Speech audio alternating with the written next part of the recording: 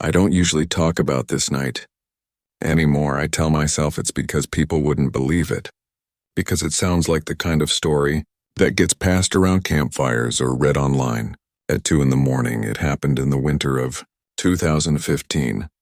I'd taken a weekend off from everything and gone up to the Blue Ridge Mountains to camp. I needed the silence. I'd been sleeping in my truck, a beat-up Tacoma with a camper shell, and spending my days hiking and drinking instant coffee beside the fire. The snow came earlier than expected that weekend, blanketing the forest roads in a way that was both beautiful and isolating. By the second night, I was the only one at the campsite, just me, my truck. That kind of solitude does something to you. Around dusk, I decided to drive down to the ranger station about 5 miles away before the road got worse. I wanted to check the forecast, see if I could safely get back down to town the next morning. Snow was already falling thick and slow by the time I hit the gravel road. Later, I was on the way when I noticed something. A woman. She was standing, on the shoulder, wrapped in a faded green coat that looked 2 sizes too big for her. The snow was sticking in her hair, and beside her was a ratty duffel bag. I slowed instinctively. She waved both arms, stumbling forward like she'd been out there for hours. When I rolled down my window, the cold hit me seriously. "Ma'am, are you okay?" I asked. She leaned down so close I could smell her breath like cigarettes and something sour. "Thank God," she said. "My truck broke down. I came up from Alabama to see my granddaughter. She's waiting for me at the lodge up the road. Please, sir, can you give me a ride? Just a few minutes up that way." The road she pointed to wasn't the one leading to the ranger station. It veered deeper into the mountains, toward an area with nothing but old logging trails and abandoned cabins. I hesitated, trying to think. She noticed. "It's just me and my dog," she said quickly. "He's up there with my granddaughter. Please, it's freezing." "You look like a good man." I shouldn't have said yes, but something about her eyes, wet, desperate, made me push my conscience ahead of my instincts. And I'd been raised to help people. That stupid, dangerous kind of kindness. I unlocked the passenger door. "All right, but I'm only going as far as the main road." She climbed in, shaking snow from her coat, her hands trembling. Her fingers were thin and red. For a few minutes we drove in silence. Then she pulled a crumpled pack of cigarettes from her coat and lit one. "Sorry, ma'am," I said. "Can't have that in here." She stared at the burning tip for a moment, then flicked it out the window. "Course," she said softly. Didn't mean nothing by it. After a minute, she asked, "You camping up here alone?" "Yeah," I said cautiously. She murmured. "Brave man. These woods get real quiet at night." That sentence lodged somewhere deep in my stomach. As we climbed higher, the snow thickened. She started fidgeting with her purse, glancing at me out of the corner of her eye. My pulse picked up. "You looking for something?" I asked, keeping my tone even. She froze mid-motion. Then, without looking up, she said, "Oh, just my phone. Need to let my friend know we're coming." "We?" She smiled then, just a small curl of her lips. "My granddaughter and I. And my friend, he's keeping an eye on the place for me." My hands tightened on the wheel. "Just so you know," I said carefully, "I've got a shotgun behind the seat. So let's keep things honest, all right?" She stopped digging. Slowly, she turned her head toward me, eyes half-lidded like she was sizing me up. Then she chuckled, a dry, raspy sound that sent a chill through the cab. "You don't gotta worry, sugar," she said. "Nobody hurt you." I didn't believe her. A few minutes later, she started giving directions. "Turn left here," she said. "It's just past them pines." We turned onto a narrow lane, the kind that looked more like an old deer trail than a road. The snow reflected the headlights in a way that made the trees look like they were leaning in. She made a phone call while we drove, speaking low but urgent. I caught fragments, "Yeah. He's bringing me now. No, it's fine." "Just be ready." When she hung up, I said, "Who was that?" "My friend," she said. "He's got my things," I didn't reply. I was already planning how to get out of this without making it worse. Then the forest opened into a clearing. Ahead was a cluster of small cabins, half-rotted and snowed over. No tire tracks. No sound except the engine. "There it is," she said quietly. "Pull up by that porch." "Doesn't look like anyone's here," I said. "They're inside," she murmured and reached for the door handle. This wasn't some lost old woman. Whatever was waiting in that cabin wasn't family. "Wait," I said. "You said your granddaughter was at a lodge. This doesn't look like any lodge I've ever seen." Her eyes met mine again, and for the first time they weren't pleading. They were cold, almost amused. "You think too much," she said. Before I could answer, she opened the door and stepped out into the snow. My heart pounded so hard. Then movement. 3 silhouettes emerging from the tree line. Big men. One holding something long and dark, for sure it was a crowbar. I slammed the truck into reverse. The tires spun, caught, and the truck lurched backward. She turned toward me just as my headlights hit her face again. Her smile was still there, but twisted now like she was disappointed. "Coward," I heard her hiss. I floored it, fishtailing down the road, branches slapping the sides of the truck. I didn't look back. But when I did, I caught a glimpse in the rearview mirror. 4 figures standing in the middle of the road. I drove, and where I saw the real lights, coming from a ranger's truck parked near the main road. I pulled up beside him, shaking so bad I could barely speak. The ranger looked at me. "Son, you all right?" I told him everything. "You're lucky," he said. I stared at him. "She's been out here for a couple winters now," he said. "We get reports after every big storm." He paused, then added quietly, "Thing is, nobody's ever found her camp. Or the men." That stuck with me. Even after I drove home that night, I couldn't stop replaying it. It was early October when my 2 closest friends, Mason and Carl, and I decided to take a camping trip out in the mountains of western North Carolina. The plan was simple. 3 days off work, a few tents, some beer, and the kind of quiet you can't get anywhere near the city.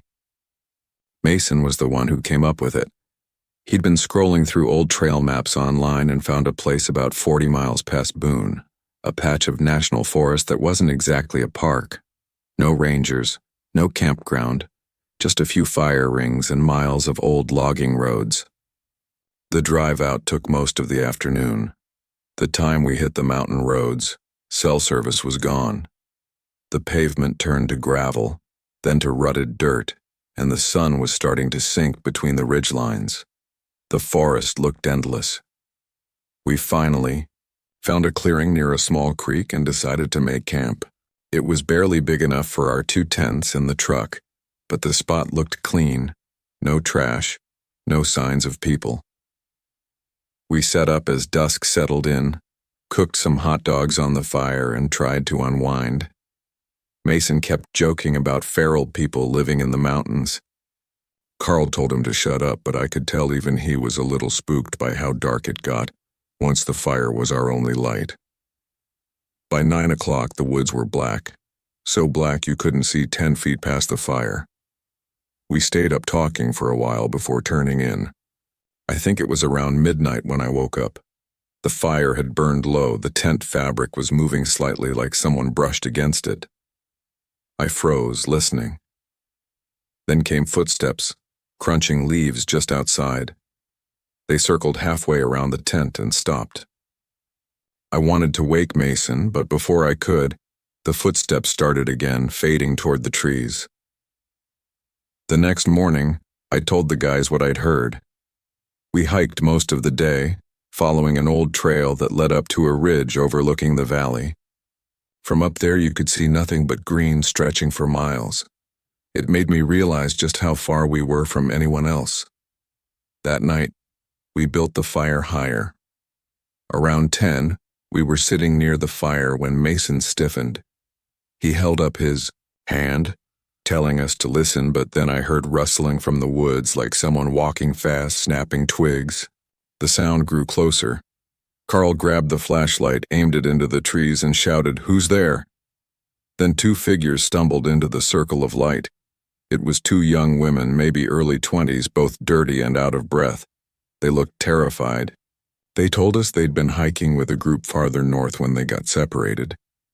They said they'd been wandering for hours, trying to find a road or trail, but something, or someone, had been following them since sunset.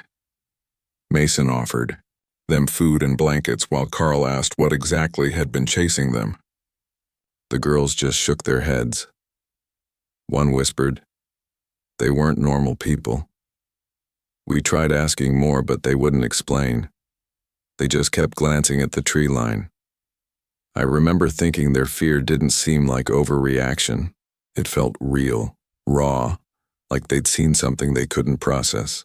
We decided they'd stay with us for the night. We all sat close to the fire, but a little after midnight we all saw shadows from behind the trees, or more. Not one or two, but several, moving slowly around us just out of sight. Mason whispered, "Stay quiet." Carl shone his flashlight into the trees, and that's when we saw them. There were figures standing among the pines, half hidden but close enough to make out shapes. At least 5 of them, maybe more. They didn't move when the light hit them. They didn't speak or make a sound. Just standing there, their outlines looked wrong somehow. Carl shouted again. Mason grabbed the rifle he kept in the truck and fired a warning shot into the air. They just turned, slowly, and began walking backward into the dark. The girls were trembling, whispering prayers. We packed everything in silence. Mason said we'd drive out the way we came, even if it took all day. Before leaving, I walked down to the creek to fill a bottle, and then when I saw it, bare footprints in the mud. Not just like normal, but small, narrow and scattered like a group had been crouching there watching. Some prints looked old, others fresh. None of them led to any visible path. The drive back was tense. No one spoke for the first hour. When we finally got cell service, Mason tried to look up missing person reports in the area, but there was nothing recent. Carl offered to drop the girls off at a ranger station near town, but they refused. They said they'd rather walk, said they knew where to go. Then they just got out near an intersection and disappeared down the road before we could stop them. We sat there stunned. Something about the way they left didn't feel right, like they didn't actually want to be seen by anyone else. After that trip, Mason sold his camping gear. Carl hasn't gone back to the woods since. A few months later, curiosity got the better of me.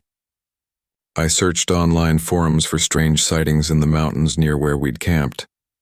I found a few threads talking about wild families that live deep in those deep woods. People born and raised off the land for generations, avoiding towns hunting at night. Some people called them the feral ones. Others said they weren't people at all anymore. Most posts ended the same way. Don't go looking for them, don't camp alone. This happened to me back in 2014, in the mountains of western North Carolina. You ever have one of those moments in your life where something that's been buried deep in your mind for years suddenly comes clawing its way back? Where a smell or a sound or the shape of something familiar just cracks open some old door inside you that you didn't even know was still there? That's what happened to me. Only what came crawling out of that door wasn't nostalgia. It was fear. See, I'd never been camping before that summer. Not once. My mom didn't even let me go on school trips that involved woods or lakes or even long hikes. I used to think she was just overprotective, but now, I get it. Back in July 2014, my friend Marissa invited me to join her boyfriend Evan, and 2 of his buddies, Tyler and Grady, for a long weekend camping trip in the mountains near Lake Lure. Marissa said it'd be chill, clear skies, quiet woods, no responsibilities. And honestly, I needed it. I was 26, burnt out from work, and desperate to feel like a kid again. I remember being so excited that I didn't even stop to think about why it was my first camping trip. It wasn't until I told my mom about it, just a casual, "Hey, we're heading to the mountains for a few days," that she went completely silent. And when I asked if she was okay, she said real softly, "Just be careful out there, honey. You remember what happened last time? Only, I didn't. All I knew was that when I was 3, something happened out in the woods, and after that, Mom refused to take me anywhere near them again." I'd heard the story secondhand from her a few times. How Dad had taken me to a barbecue with his old college friends in one of the state parks. How I wandered off for a few minutes and how they found me screaming somewhere deep in the trees. That was it. I never knew what exactly scared me that day. Dad always changed the subject, and Mom just said, "It's better if you don't remember." So yeah, when Marissa invited me camping, I didn't think twice. I was ready to face those woods. We left early Friday morning. The drive out there was beautiful. We finally pulled into the clearing where we'd camp, just off a gravel road near the shore of Lake Lure. We set up camp, got a fire going, and cracked open a few beers. Everything was perfect, but that night when I tried to sleep, I just couldn't. I had that same feeling I get in nightmares, the one where something's watching you just out of sight. The next morning, Marissa and I decided to take a walk. The guys stayed by the lake, skipping rocks and nursing hangovers. We crossed the road and started following a dirt path that led deeper into the trees. And man, North Carolina woods have this kind of beauty that's almost too quiet. It's peaceful, but there's this other side to it, something old and patient that you can feel in your bones. We were just talking, mostly about her and Evan. She told me she was thinking about having a baby, but he wasn't ready. I laughed, told her she was crazy for even wanting to raise a kid in this world. We were joking, just girls talking, but then about 20 minutes in, I stopped. I don't even know why. My legs just froze. Marissa looked at me and said, "What's wrong?" And I told her the truth. I've been here before. Now, I didn't mean that trail specifically. I meant I knew this place. The angle of the hill up ahead. It was like déjà vu and only stronger. Like a nightmare you suddenly remember after years of forgetting.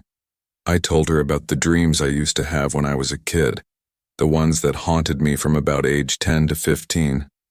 I'd dream about walking alone in these dark woods with no leaves on the trees, everything gray and dead. And then I'd find a small stone house, one room, no windows, just a black doorway swallowing up all the light. And every single time, I'd see something step out from the shadows. It looked human, but it wasn't. Its skin was like tree bark and rough, cracked, wet, and its hair burned like fire. Its teeth were red, like it had just eaten something, and it would smile at me. Not a friendly smile, a knowing one, like it was saying, "You're next." I'd wake up screaming, drenched in sweat, for years. And when the dreams finally stopped, I was so grateful I didn't care why, until that morning. Because standing in those woods, it all came flooding back. Marissa laughed it off. She said I was overthinking it, and for a minute, I believed her. The feeling passed and we headed back to camp, but deep down, something inside me had woken up. That night around the fire, we told ghost stories. The guys were teasing me about my creepy mountain déjà vu.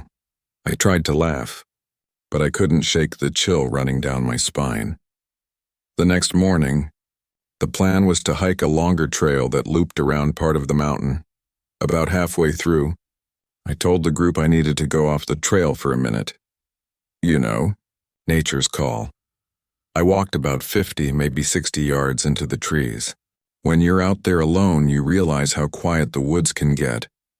I finished up and was about to head back when something caught my eye, the shape of the treetops ahead. They looked familiar. I can't explain it, but it was the same gut punch I'd felt the day before. Like my mind recognized something before I consciously did. So I walked toward them, up a little rise, and when I reached the top, my stomach dropped. There it was. A small concrete structure, maybe shoulder high, half buried in the dirt. The roof was slanted, forming a little V. The entrance was dark, too dark. It wasn't stone like in my dream, but I knew. This was it. The place. I stood there frozen, heart pounding, because part of me expected that thing, the bark-skinned monster, him to crawl out and smile at me again. But nothing moved. That maybe it was an old storm drain or hunting shelter. But I couldn't walk away. I stepped closer. All I saw was darkness. Then something caught the light. Something half covered in leaves and small branches. A boot. I hesitated, then reached in and brushed some of the debris away. The boot looked old, covered in grime. Out of instinct, I grabbed it and tugged, and that's when I saw the bone. A long, pale shape still connected to the boot. Human. I dropped it and fell backward, my throat locking up. I wanted to scream, but nothing came out. I ran, burst out of the trees, stumbled back onto the trail, and found the others. I must have looked insane, pale, shaking, gasping, because Evan jumped up and asked what happened. I told them everything, except the nightmare. Just that I found a boot with a bone in it. Of course they didn't believe me, but I begged them to come see. And when they did, when they crouched down and looked, inside that concrete hole, the laughter stopped. Then someone called 911. We waited nearly an hour before a sheriff's car and a ranger pulled up on the gravel road. We led them to the spot, and the older cop took one look inside, then spoke quietly into his radio. They marked it off, called for backup. They told us we could leave, but to stay reachable in case they had questions. The rest of the group stayed. They thought it was crazy cool. But me? I couldn't do it. I couldn't spend one more night there. That night I couldn't sleep. The next day I broke down and called my mom. I told her everything, from the trip to the weird things happened all the way to finding the skeleton. She went quiet again, and I thought the call had dropped. Then she said, "Where exactly did you say this was?" "Near Lake Lure," I told her. I heard her breathing quicken. Then she said, "Oh God, Lena, let me call your father." "Don't hang up." She called me back 10 minutes later. Her voice was trembling. "Sweetheart, the place where you went missing when you were little? It was right near there, just a few miles from that lake." Everything inside me went still. I had been there before. After that, I called the sheriff's department, the same one that handled the scene, and told them what my mom had said. They asked me to come in. We talked for hours. They told me the remains belonged to a man, likely a hunter, who'd been missing since the early 90s. The sheriff said he likely died from a chest wound, maybe a hunting accident. He might have crawled into that half-built electrical housing to die, hoping someone would find him. When I was 3 years old and lost in those woods, I must have seen him. I saw a dying man, bleeding, gasping for air, disappearing into that concrete shelter. My little brain couldn't process it, so it twisted the image into a monster, one that haunted me for years. That's why I screamed when they found me. That's why I never remembered it, because I wasn't supposed to. The nightmares were just my mind trying to make sense of something too awful to understand. It's been over a decade now. This happened in northwestern North Carolina, near the Nahala River. Back then, it wasn't a popular place. You had to drive an hour off the main road through winding mountain passes. No lights, no towns, just trees and old wooden fences half rotted into the dirt. We were 6 friends, me, Mark, and 4 others. We'd all gone to college together in Boone and stayed friends after. It was the year of early June 2013, and we wanted a quiet weekend. Just a campfire and beer by the water. We got to the river late that Friday. The Nahala wasn't much of a river, more like a long, slow vein of water sliding through the trees. But there was this one bend, wide and shallow, perfect for camping. We pitched our tents in a half circle by the fire pit Mark had found years ago. He'd actually been to this spot before once with his uncle when he was a kid. Anyway, the first night was normal. We grilled burgers, passed around a bottle of bourbon, told stupid stories. The usual. But at one point I noticed Mark sitting quiet, just staring across the river. "You good, man?" I asked. He blinked like he hadn't realized I was talking to him. Yeah, I swear I saw somebody over there. We all looked. Nothing but trees. Maybe a bit of mist catching the moonlight. Ryan laughed it off. It's your bourbon goggles, dude. Mark smiled, but he kept glancing back at the tree line. The next day was hot, but it felt different. Heavy. The woods were quiet. No birds. No insects. Leah mentioned it around lunch. Feels like the woods are listening, she said, half joking. That night we built up the fire higher than before. Around 10 p.m. I remember Mark saying he'd go fill up the water canister borrowed from the river. It was maybe 50 meters away. You could see the water from where we sat. He grabbed the jug, turned his flashlight on, and said, "Don't let Ryan drink all the bourbon before I get back." That was the last thing he ever said to me, and he didn't come back. We weren't worried. 5 minutes passed, then 10. We figured he was taking a leak or cooling off in the water. But after 20 minutes, Ryan frowned and said, "Go check on him." So we went down together. Me, Ryan, and Tessa. The flashlight beam caught the canister sitting upright on the sand, empty. But no Mark. Mark, I called out. Nothing. We checked up and down the riverbank. The sand was smooth, no footprints except ours. No splash marks, no drag marks, nothing, just gone. We went back and told Ben and Leah. By then, it was around 11 p.m. Everyone grabbed flashlights, yelling his name, thinking maybe he wandered into the woods drunk or something. By midnight, we called the sheriff's department, or tried to. No signal. We had to wait until sunrise to drive 10 miles back to where a phone would even work. The search started the next morning. Local police, volunteers, even a few park rangers showed up. Dogs, drones, divers, and the whole deal. Here's where things get strange. 3 dogs Min picked up Mark's scent right where he walked down toward the water, but lost it only a few meters later. Just stopped cold. The handler looked confused, like the trail had been cut off midair. I asked one of the deputies if maybe he got swept downstream, but they said the current was too weak. A toddler could wade this, he said. The diver zone checked anyway. Nothing. The search coordinator blamed terrain interference, but we'd camped and hiked in those mountains plenty before. We'd never seen fog like that or radio dropouts like that. We stayed through the first week, sleeping in our tents, helping the search crews. By the day 12, they called off the search. No body, no clothes, no sign of struggle. No reason. Just a man who walked 50 meters from his friends and vanished. A few days later, a fisherman found something downstream, a windbreaker and a single sock.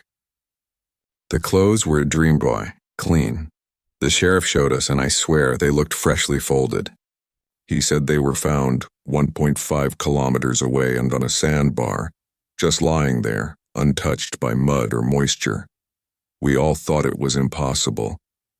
That river wasn't strong enough to carry them that far, and even if it did, they'd have been soaked, torn, or tangled. Years passed. We all drifted apart after that. No one really talked about it. Then in 2019 I got a message from Tessa. She said she'd been hiking near Nahala again with her boyfriend, and she saw something. She sent me a picture. It was a tree trunk near the water, maybe a quarter mile from our old campsite. Someone had carved into the bark Mark's initials. But here's the part that still makes my stomach turn. Below it, in smaller letters, it said, "Under." Just that word. Under. I told her not to go back there, and that's the story of what happened to my friend at North Carolina. They called it a disappearance. I call it something else. I grew up out in the deep country of North Carolina, a stretch of land where the night could swallow you whole. We lived in an old farmhouse my grandfather built. 2 stories, tin roof, wood that creaked like it was alive, no close neighbors, just long dirt roads, tall pines, and a darkness that rolled in thick and heavy once the sun went down. Back then, I was maybe 5 or 6. My brother Jamie was 9. Dad worked long days at the mill. Mom kept the house, and we kids roamed the fields and woods like wild things. Life was simple. But later it started with footprints. Dad noticed them first. Muddy boot prints by the barn through the frost. He thought maybe one of my uncles had stopped by, but when he asked around, no one had. Moreover, the next few days there were more prints, circling near the house and ending in the trees. I remember him kneeling down, tracing one with his finger. "Ain't mine," he said quietly, brow furrowed. "Too small for your uncle. Don't like this one bit." Jamie thought it was funny. "Maybe it's Bigfoot," he said. Dad didn't laugh. He went inside, fetched his shotgun, and leaned it by the back door. That was the first time I ever saw him lock both doors before bed. Now I'd always had this weird fear of windows, especially at night. Something about them made me nervous. The glass looked too thin, the dark outside too close. If my curtains were open, I'd picture faces out there watching. My brother teased me endlessly for it. "You scared of your own reflection, Runt?" he'd say. That winter, when those boot prints kept showing up, he decided to fix me. One night he smirked and said, "Tell you what, baby brother, you sleep with your curtains open tonight. You can brag to everyone that you ain't scared no more." I told him no, but he kept at it until my pride got the better of me. I finally agreed. I remember Mom tucking me in, kissing my forehead. Outside, the woods were just a black wall. When the house went quiet, I lay there staring at the bare window, trying to be brave. I told myself the fear was stupid, that nothing could happen. I was almost asleep when I heard it, the faint groan of the porch boards. I thought it was Dad checking the locks. But then it came again, and slower, deliberate. Someone was walking out there. My eyes shot open. The porch light was still on, just enough glow to see the outline of the window frame. Something moved across it, a shadow, tall and human. My breath caught, then I saw him, a man standing inches from the glass. He leaned forward, cupping his hands against the window, peering in. His eyes scanning the room like he was trying to find something. Or someone. His breath fogged the glass. I didn't move. Couldn't, my body locked up. His mouth twitched, and for a second I thought he smiled. When I finally screamed, it was high and broken and scared the hell out of everyone. Dad's footsteps thundered down the hall, followed by Mom's voice calling my name. When they burst into the room, the man was gone. "What happened?" Dad barked. There was a man." I pointed, sobbing. "He was right there." Dad didn't say a word. He grabbed the shotgun and bolted out the door barefoot, the screen door slamming behind him. I remember hearing him shout something into the night. Mom pulled me close, trembling. Jamie stood in the doorway, pale as chalk. Later, when Dad came back inside, he was shaking. "He's gone," he said hoarsely. But he was out there. I heard him run off into the woods. We didn't sleep that night. At sunrise, Dad found more tracks, fresh ones, leading from the porch to the tree line, circling around the property like the man had been casing us for days. Sheriff came out later that morning, a heavy man with tired eyes and a notepad. He knelt by the prints, whistled low. "You said you don't recognize these boots?" Dad shook his head. "Ain't nobody around here wears that size. And no one's got business near my house this time of year." The sheriff nodded, scribbling. "We'll take a look through the woods," but he didn't sound sure. For the next few nights, Dad kept watch by the window with the shotgun across his lap. Mom tried to make it feel normal. About 3 days later, Dad decided to follow the tracks deeper into the trees. He told me to stay inside, but I watched from the porch as he disappeared beyond the pines. When he came back an hour later, he looked pale, his shirt streaked with mud. "Found something," he muttered. Behind the barn, he laid out what he'd carried: a tarp, a half-eaten loaf of bread, an old backpack, and a coffee can full of ashes. The smell of burnt food and smoke lingered. "He's been camping out there," Dad said grimly. "Far near our property." Jamie swallowed hard. "Watching us, stalking on us?" Dad told us that he was maybe waiting for the right moment. Maybe he had been sleeping under the tent, and in the middle of that night he was trying to break in. That night, He and the sheriff went back out with a couple of deputies. I remember the sound of dogs barking in the distance. They searched until near midnight, but the man never found. For weeks after, Dad set out traps. Checked the woods every morning. Nothing. The sheriff's office stopped coming around. Life tried to go back to normal, but it never really did. A month later, one of the deputies came by to tell Dad they'd found an abandoned lean-to about 7 miles down the creek. Inside were empty cans, scraps of newspaper, and an old Polaroid camera. They never figured out who it belonged to. After that night, I never slept with an uncovered window again. Years went by. We moved out of that house when I was a teenager. But that memory, that face pressed against the glass, never left me.